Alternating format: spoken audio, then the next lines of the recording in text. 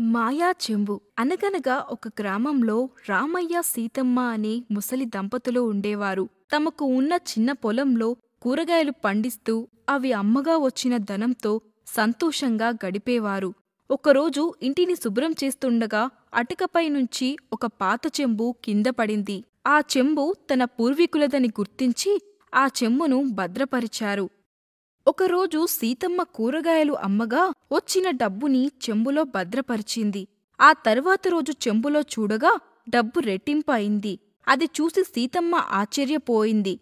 వెంటనే ఆ విషయాన్ని తమ భర్తకు చెప్పింది. మొదట రామయ్య నమ్మలేదు. కాని సీతమ్మ తన దగ్గర ఉన్న ధనాన్ని చెంబులో వేసింది.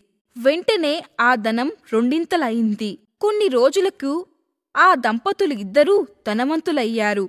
ఇది మొత్తం తమ పక్కనే నివాసంలో ఉన్న రాము అనే వ్యాపారి గమనించసాగాడు.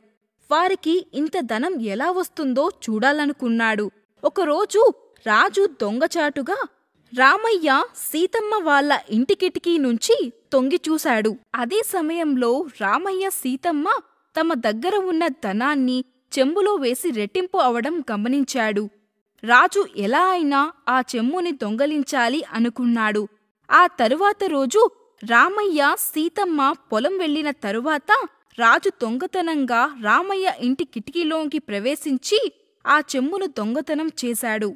రాజు తన వద్దనున్న బంగారాన్ని అంతా ఆ చెంబులో వేశాడు.